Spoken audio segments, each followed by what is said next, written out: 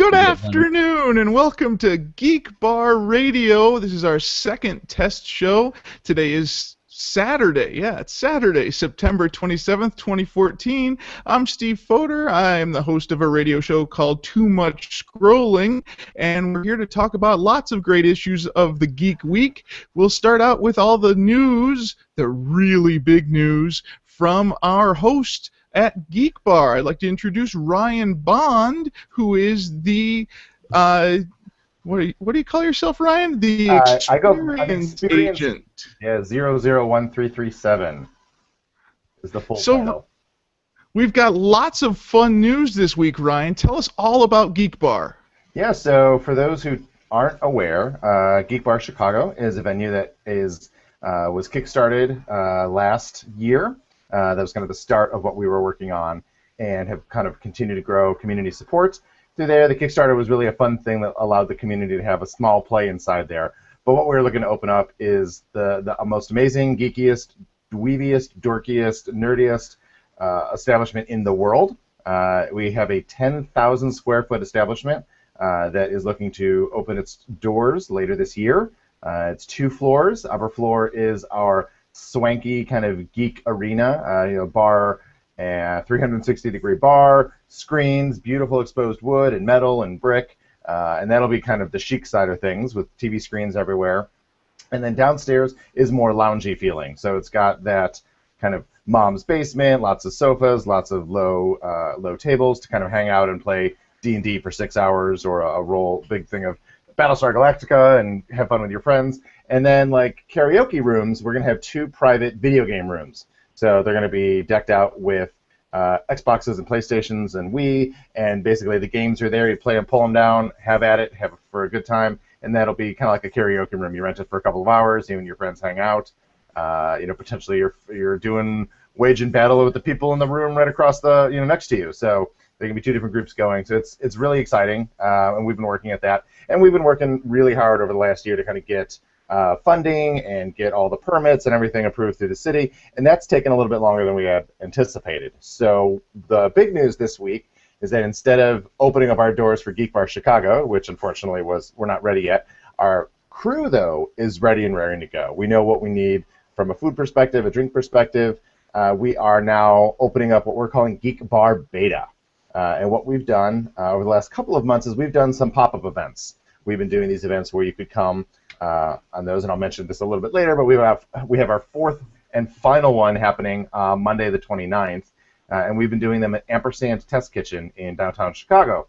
Now we've run the gamut. We've experimented on a lot of our drinks and a lot of our food, and now we're at that point where we were pretty locked in and ready to go. Our deals with our alcohol and food distributors were locked in. We had all our senior staff ready to go, but no restaurant to put them into. So we came up with this really kind of out of the ballpark area. It says, well, what if we actually opened a restaurant, but not our restaurant? What if we took over an old restaurant that closed down and just set up shop there for a couple of months while the rest of the construction and the rest of the stuff gets approved through the city? And that's what we decided to do. Over the last month, we've been kind of exploring different venues. Finally found one at the old storefront restaurant, and this is going to be our new location that we've got. We're going to be opening up at 1941 West North Street, and that is at the big intersection of North, Damon, and Milwaukee, right off of the Blue Line there. So it's a great location for there. It's not too far from the Red Line Armitage stop, and not too far from, I'm sorry, not the Armitage stop, the Clybourne stop, both on the Metra and on the CTA. So, between either walking a little bit from those stops or taking the bus, it gets you right there to the location. So that's great. It kind of gets our geeks there. And what we're doing over the month of October and November, we're going to be doing these instead of a pop-up, like a single pop-up. It is going to be Wednesday through Sunday hours that we're going to be keeping. We are going to be opening as a regular restaurant, just in a different location. So it's going to get things like our menu worked out even better, our drinks worked out even better. We're going to get people trained on our protocol and our all the ways that we're going to be operating, but differently, except it's not going to be at our permanent location, which then later in the year we'll be able to kind of open. So it's kind of like a soft open without it being the soft open. So when we actually open, I'll call it maybe semi-baked when we actually open, because our staff will know what the drinks are like and kind of how to anticipate some of that stuff. So Geek Bar Beta, our public opening is going to be next Friday, October 3rd.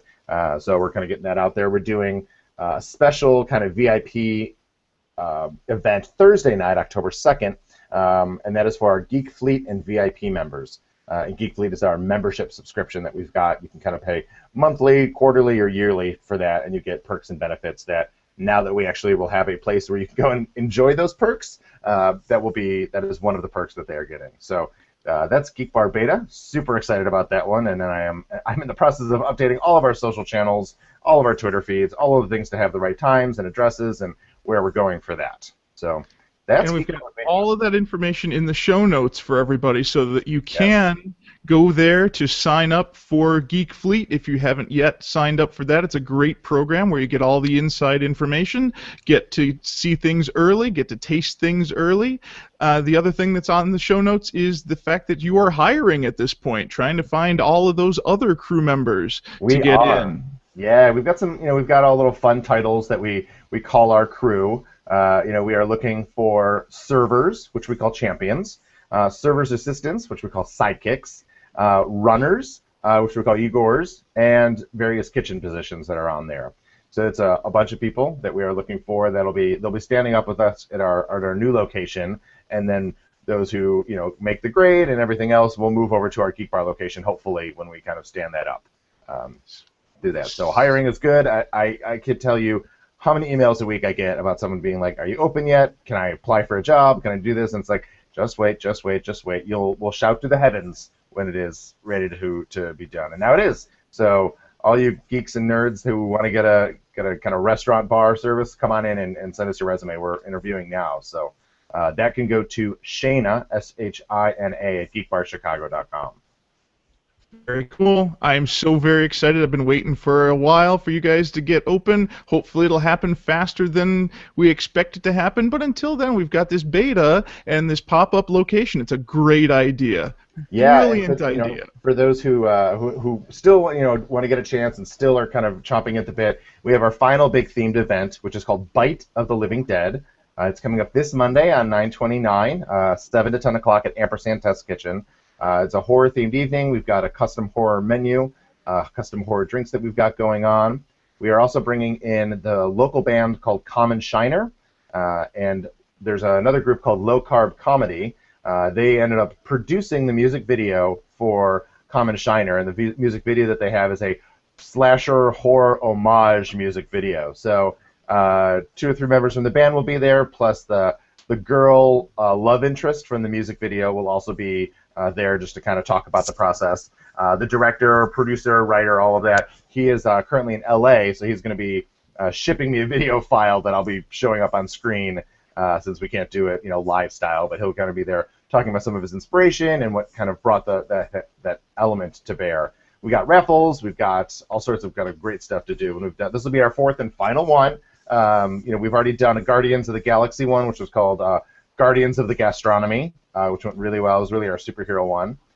We did a Game of Thrones one, and then we did our sci-fi one, which was Takeover 2, Wrath of Korn.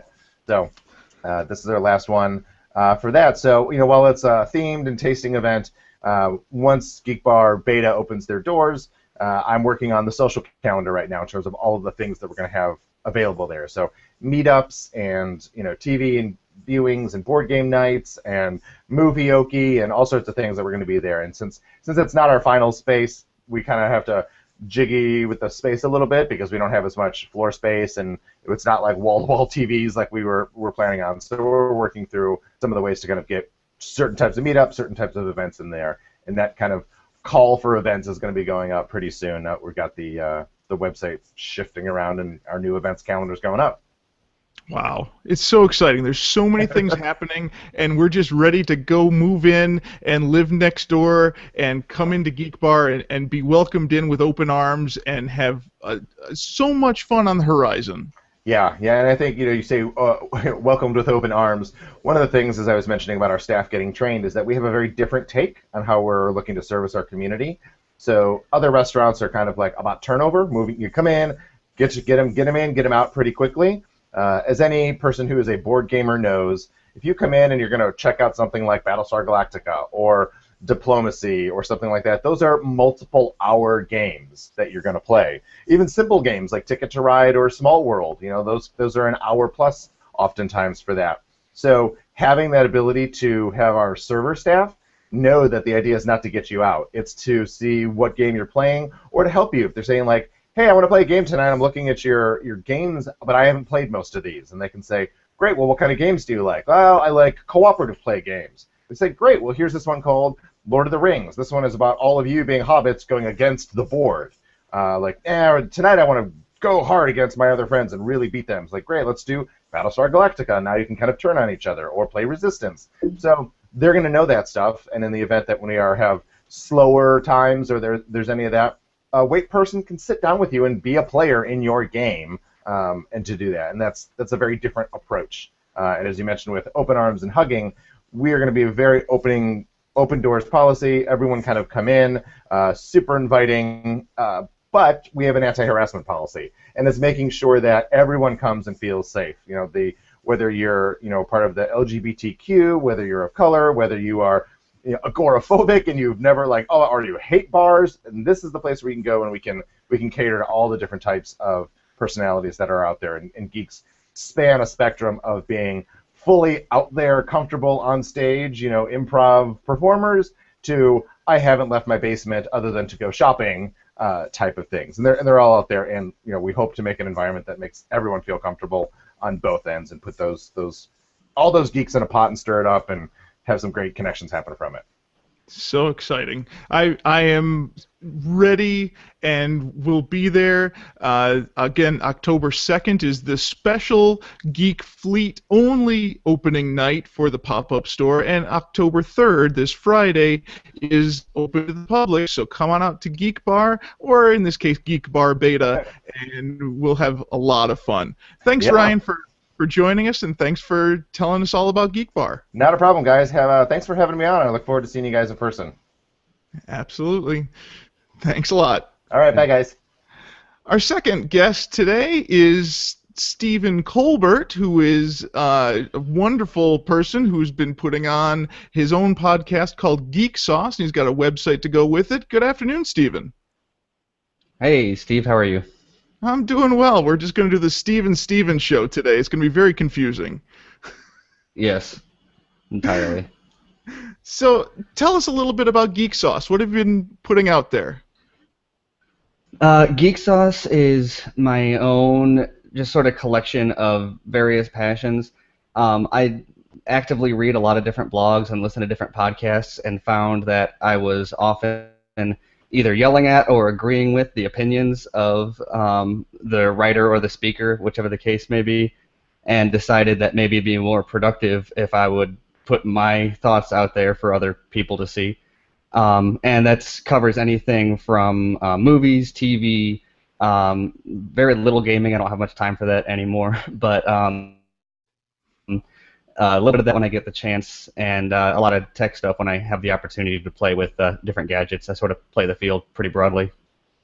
And your podcast, you chose a kind of a different way of putting out that podcast. It's not a conversation. It's a little bit different. Can you explain it?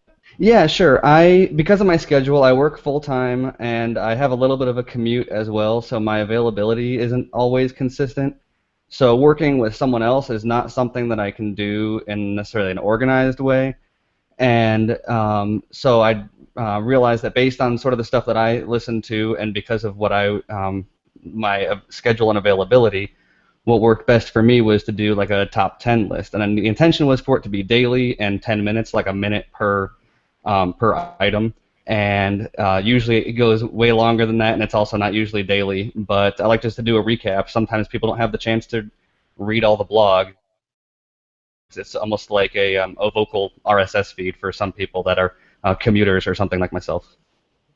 Wow, that's really different from a lot of people's podcasts. And I've been listening, and you're doing a great job. I enjoy your show.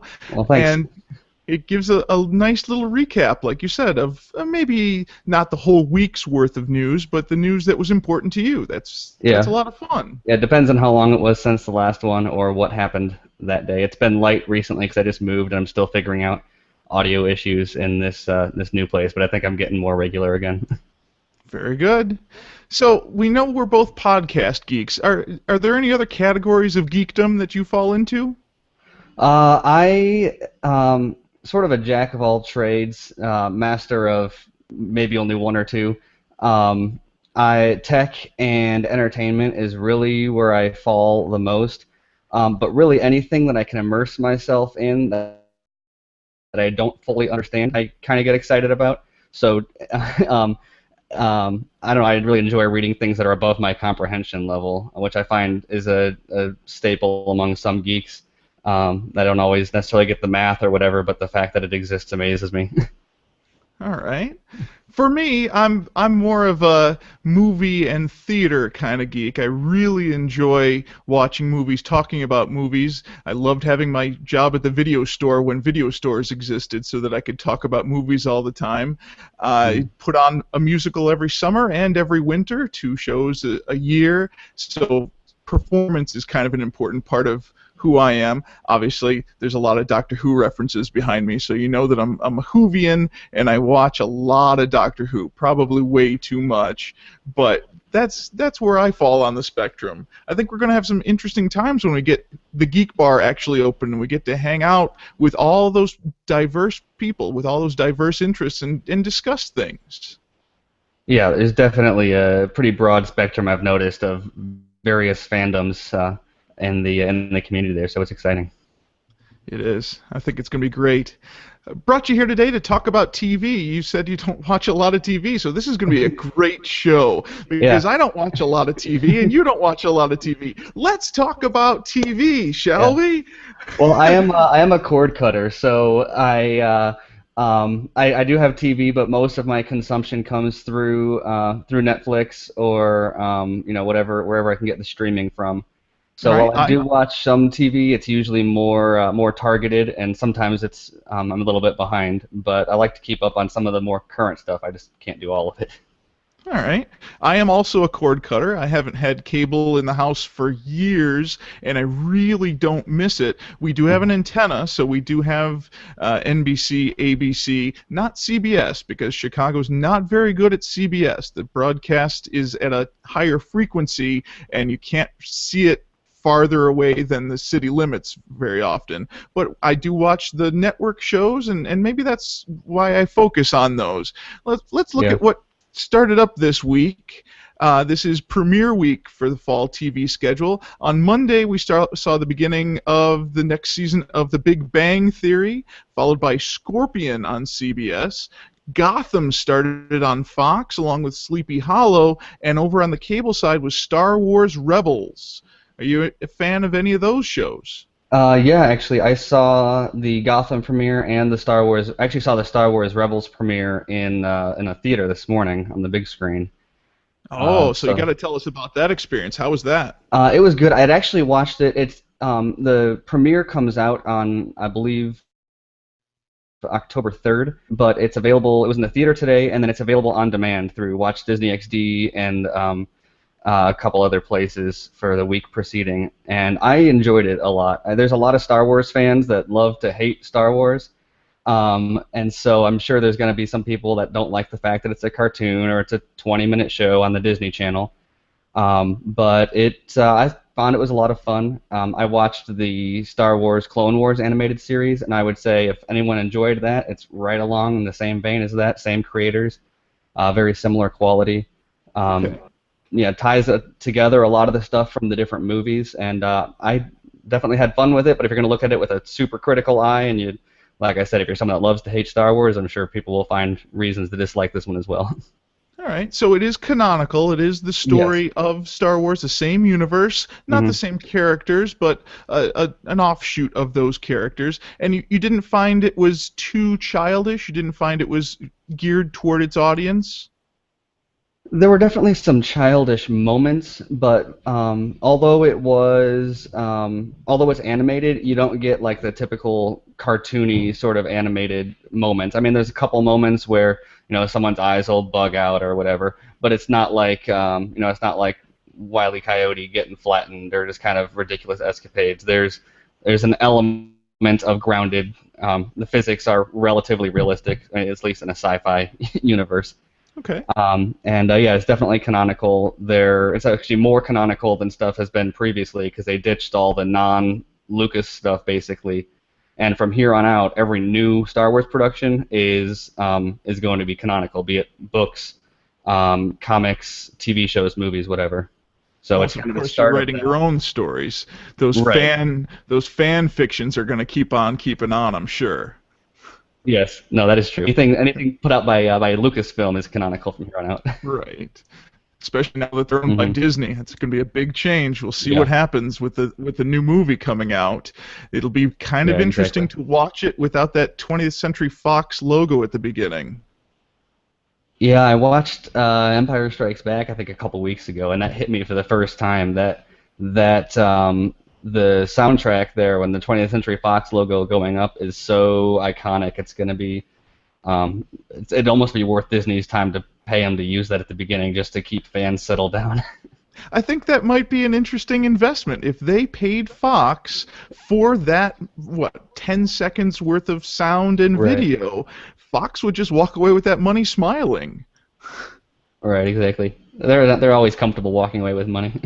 That's right. That's what Fox does. How about those other shows? Big Bang Theory, are you a fan? I am not. I've watched a couple episodes. I tend to avoid it a little bit. I try to stay out of the whole sort of geek discrimination that tends to happen with certain things. But that's a show that I've kind of bought into the sort of poser attitude about it, and so I've seen a couple episodes and I have laughed, but it's not something that I watch as regularly. Okay. How about Gotham? Are you a Batman geek? I am, yeah. Batman and Star Wars are probably like my two biggest things, and I need to always curb my enthusiasm for them. I loved Gotham from a lot of angles. My biggest concern is I'm always cringing at the writers have this temptation, understandably, that they have the rights and access to all these characters and references that there's just a number of shoehorned references that they have in there. Yeah, and if they sorry. Oh, that's right. If they take it from there and sort of put some of these references they have on the back burner for like several seasons and just let them draw it over a long time, that would be really cool. But I feel like we're going to kind of get every single episode. They're like, oh, look at what villain we're teasing in the background now. No, they're not relevant to the story. We're just teasing them for you. So hoping they fight that temptation. Yeah, I felt that happened way too often in the pilot. There were way too many villains being introduced as their origins. Oh, right there. Oh, look, there. Oh, look. Right. It was a little bit too much for the pilot, but maybe that was just because it was the pilot. Maybe we'll see something better out of episode 2. Yeah, exactly. I mean, you do need to get them all out there eventually. I just hope that now that they're out there, they just kind of let their stories play out in the background for a bigger payoff later. But the temptation is there, and mainstream audiences recognize the names, so they want to keep them in circulation, unfortunately. Yeah, if they could draw them out in a long-distance format like Doctor Who does, with their long threads that go through a whole season, or Battlestar Galactica, which went years with a single thread, that would be fantastic. Move on to Tuesday. Tuesday features the Agents of S.H.I.E.L.D. on ABC and The Flash on the CW. Got anything on those two? Yeah, I've actually seen the pilot for both of those. Or not that's not a pilot for S.H.I.E.L.D., but the Season 2 premiere. And the Flash was excellent. It ties into Arrow, which I'm also a fan of. That one's on Wednesday. We haven't gotten to Wednesday, but that's okay. That's all right. They go together. Yeah, exactly. And yeah, I was a fan of the Agents of S.H.I.E.L.D. last season. There's kind of this divide that's happening, I feel like, especially with this whole Marvel shared universe, because Agents of S.H.I.E.L.D. ties into the movies. Correct. And so the movies sharing this universe and the TV shows sharing this universe. As a result, there's kind of a ceiling on creative potential that exists there, and it's very, very evident in the first season, but the fact that it's all connected kind of offers some other benefits. Especially after that Captain America Yeah. second movie where they really tied in together. That was the moment where the first season of Agents of S.H.I.E.L.D. really came into something that I wanted to watch. Now Right. that story made sense with something else. Yeah, exactly. And so season 2 picks up sort of with a lot of that same momentum. I felt like maybe a little bit too much momentum. I would have liked to know what, there was very little context as to what changed between the seasons. But I'm definitely excited about this one. I think they're adjusting for a lot of the mistakes that people found with last year's season. Very cool. Mhm. Wednesday we said Arrow. You said you watch Arrow and you're enjoying Yes. that part of the DC universe? Yeah, definitely. They've done it's the one that's compared against Agents of S.H.I.E.L.D. the most often because they're not tying it into the movies. At least they say they're not, but they kind of go out of their way to avoid crossing over. So we'll see where that goes. Probably they won't, but everyone can kind of dream of what the potential is there. I find that they do a very good job of sticking in the Easter eggs like Gotham is trying to do without making it too heavy-handed. And now they're expanding that universe into Arrow, and there's this Teen Titans show that's going to be on TNT, and they're talking about possibly sharing with that also. So a lot of interesting stuff going on with this on TV that'd be interesting to watch. But the Arrow itself is definitely I found very entertaining though. There's a lot of universe building going on between the DC universe, the Marvel universe, the Star Trek universe, and Star Wars universe. There's so many interesting taking one story, maybe a new story, maybe an old story, and telling it again and expanding upon it that's going on. It's very interesting. Thursday, the only thing that I could find of any interest on Thursday night was the remake of Broadchurch, which is called Grace Point, and features David Tennant of, I don't know, Doctor Who. And do you watch Doctor Who? Can I stop talking about it, or? That is actually one of my biggest gaps in my geek fandom. It's this constantly nagging universe that I know I need to get into, but it's scary to dip my toe in because I'm aware of just how vast it is, and I know I'd love it, but there's not much turning back as the impression I get. So I'd like to make sure my ducks are in a row before I before I disappear down that rabbit hole. Yeah, as a person who's been watching Doctor Who for the last 20, maybe 30 years, yeah, once you dip your toe in, you're gonna get wet, and it's wonderful. Come on in, the water's warm. You really should. I really recommend Doctor Who to everybody because I have every Doctor Who thing. There's posters in my classroom. My cell phone features a Doctor Who theme. It's pretty wonderful once you get in. Yeah, when I have run out of my list of things to binge watch, it's definitely the first thing up as far as new properties to introduce into my repertoire. I would definitely start with the 2005 reintroduction, the reboot, and go from there and maybe dip back into those classic episodes. But the classic episodes are so campy, they're so 60s at that point, and so 80s at that point, and so 70s in the middle. Just start with 2005. That's what I would do. That's what I've heard. Move on to Friday. We've got Grimm is on the fantasy level. I haven't watched that one, so I don't know anything about that one. Do you watch Grimm? I do not. No, I haven't seen any of the Friday ones actually, other than Whose Line. Obviously, everyone watches that. Don't you love Whose Line Is It Anyway? That is one show that makes me laugh absolutely every time. They do such amazing, funny things off the top of their head. Living in Chicago, of course, we have such a great improv society here, and watching improv games on TV being successful is great.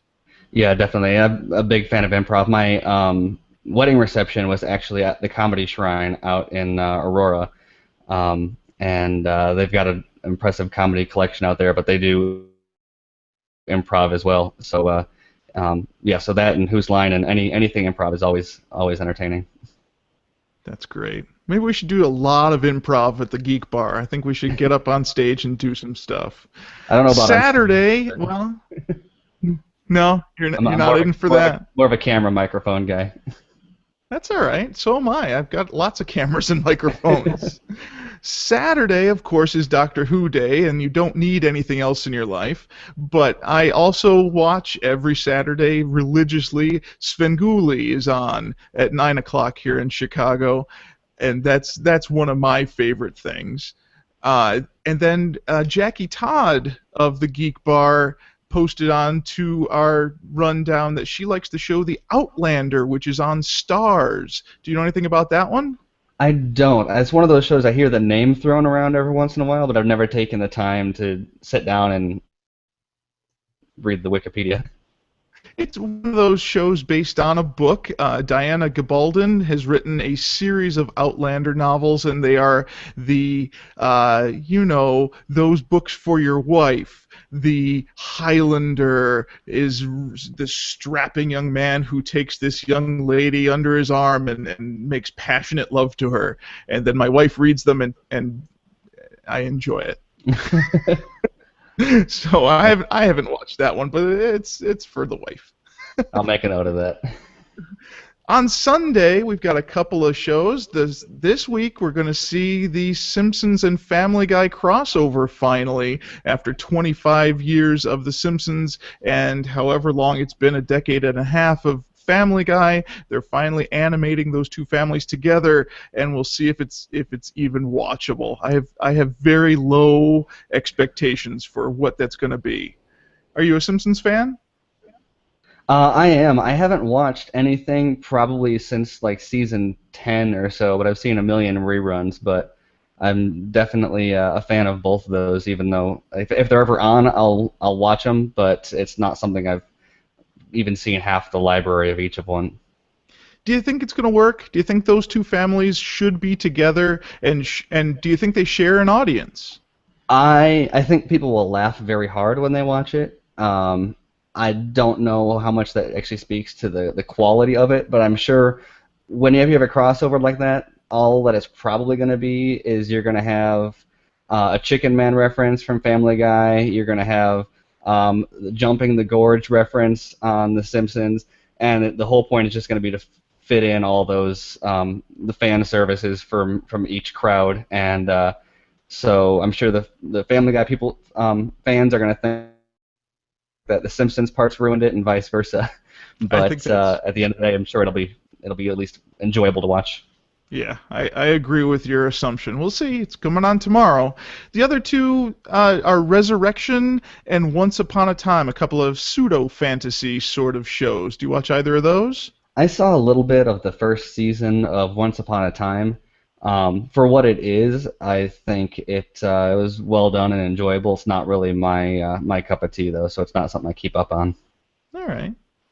We move on to our This Week in Geek Culture segment, and I'm going to try really hard not to step on Geek Sauce's toes for this, because this is kind of what your podcast is looking at the week that was. The big no toes there, don't worry about it. The big story, of course, this week was the iPhone 6 and 6 Plus hit shelves, and some people can take it and bend it like a taco. The bend gate is the big problem this week. What do you think? What's Geek Sauce's take on this? I used to work actually for Sprint. I worked in a retail store, and this is before Sprint even had the iPhone. This is so back in the days of like the iPhone 4, right before the 4S came out, which is when Sprint got it. And people were always bringing in bent and broken phones that they sat on in their pockets. This is really nothing new. Okay. The difference is that it's an iPhone, and so instead of a few thousand people having it, a few million people have it. And so when something like that goes on YouTube or on Twitter, everybody reacts to it. There's a very similar instance with the HTC Evo 4G LTE for Sprint, which was a very thin phone for its time, and that bent clean in half because of some structural integrity issues. But HTC only sold a couple 100,000 of those, and so when that happened and people started posting about it, nobody really cared. Whereas anything iPhone related, the news loves to pick up, and it goes all over the place. Wow. I was not aware that there was bending issues in the past with phones, but I think this one is, as you said, bigger because of the number of phones that are out there and the huge following that is Apple. And Right. I'm not sure that this was a good move on Apple's part, making such a thin metal phone. The video is out there and people have watched it and it's been all over the place, even outside of the geek community. The Note 3, which is the competitor, doesn't bend the same way because of its Right. plastic instead of metal. So Yeah, and that's the other an area where I was going to say the manufacturers seem to be in this sort of slave to their focus groups. And so you have all these different surveys out there, and one of them that you see repeatedly when you read about the topic is that they will do a survey as to whether or not people would prefer more battery life versus a thinner phone. And I think everybody wants more battery life, but for some reason these surveys always come back saying that people prefer thin phones. And so these companies that are, like Apple, they want to sell, tens of millions of phones. They're end up going with the thinner version, and then I think we're seeing the repercussions of that now. How about the Apple Watch? Are you excited about the idea of a smartwatch at $350 to start from Apple? I'm definitely excited about the fact that there are multiple competitors in the smartwatch arena. I actually have the Moto 360 smartwatch. I got a couple weeks ago when it came out, and that's the Android variant. And it's definitely a category that's very much trying to find its feet, which is the great part about Apple joining the competition, is that's what gets it the public. Once again, Apple sells way more of these things than anybody else, and when it's the field of dreams, if you build it, they will come. When people have this stuff on their wrists, then there's developer support behind it, and then you actually have relevance. But when the less popular brands are the ones that are producing this kind of thing, then there's not really much you can do with it. It gives you the time and it gives you your notifications. So Apple joining the fray is definitely going to be a big boost to the wearable category. Very cool. The other big story of the week is shell shock, the idea that there is this vulnerability in, well, quite a few different things that are running any kind of Linux-based software that hackers could potentially get in and do some real damage, and that is a very broad spectrum of units that are vulnerable. Have you saved yourself from shell shock yet, Stephen? Yeah, I've got a firewall in my router, so everything on my network at home is behind that. I know there's a couple software updates that have come out for things to correct against that. I am guilty of not looking at the release notes, and so I'm not sure if the recent updates that I've downloaded for a couple different things correct for that or not.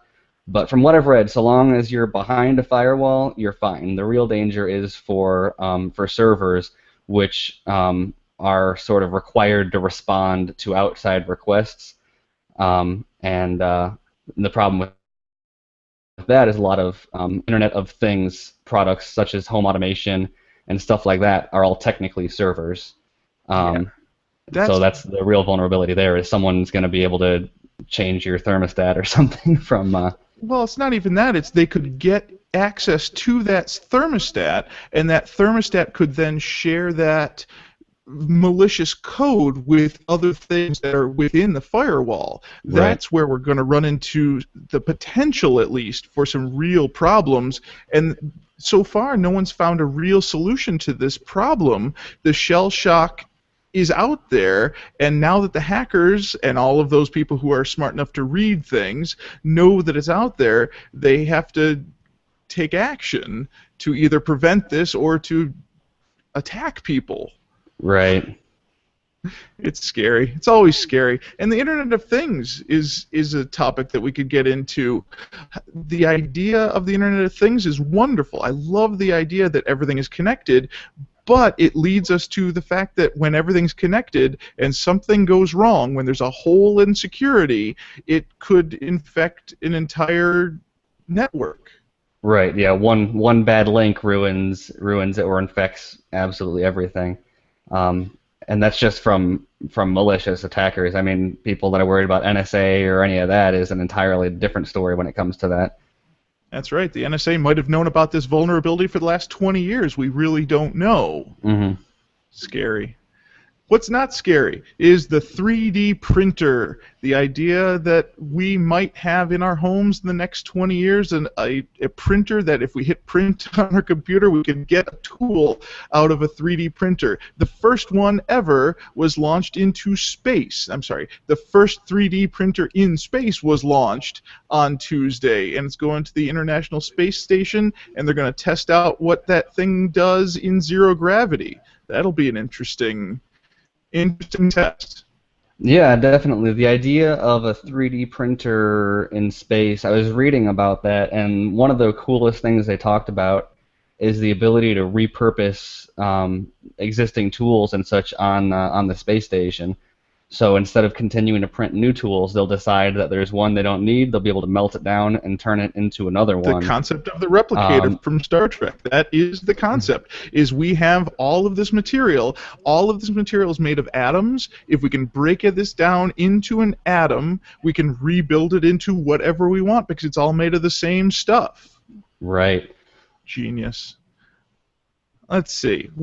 Our fourth segment on the show, from the first test at least, was a trivia section. Do you have any trivia questions that we want to try out on this show, or we want to call it a night? I don't have anything prepared for trivia. Neither do I. I'm sure. I should just scratch that off of the show notes, shouldn't I? That would be easier than asking you, hey, did you prepare anything? No, I didn't either. All right. That would be a fun section if we did that, though. I think it's the right way to go for the final version of this show. I think a trivia night appeals to a large swath of us geeks. We like knowing stuff. I'm particularly bad at being wrong. I don't know about you, but I hate being wrong. Yeah, I think that's pretty typical of people who tend to do podcasts and go to places like Geek Bar. So that's all right. We'll put that on the show notes for next time. Yeah, so sounds again, Geek Bar is opening on October 3rd, where they're going to open up a pop-up store at 1941 West North in Chicago. That's October 3rd, this Friday. This Thursday, October 2nd, the Geek Fleet members have the right to go in there a day early and sample the wares and get ready for the big opening of the big place sometime in the future. Thanks again for joining us, Stephen. Once again, you want to give your information so that people can find out more from you? Yeah, for sure. I am on Twitter at smcolbert. And then geeksauce.com is where you can find my blog and podcast. That's a 5 instead of an S, because I wasn't fast enough to get the one with the S, but 5s are cool, right? You can also follow Geek Sauce on Facebook and Twitter as well, the same location. Very good. My podcast is Too Much Scrolling. Our website is toomuchscrolling.com. We're on Twitter as Much Scrolling because Too Much Scrolling was just too much for Twitter. So you can tune in there. We talk about a movie, a book, and an app every week. So we have a lot of fun on that show. Well, thanks again for tuning in. Stephen, thanks for joining us, and we'll see you next week. Thanks.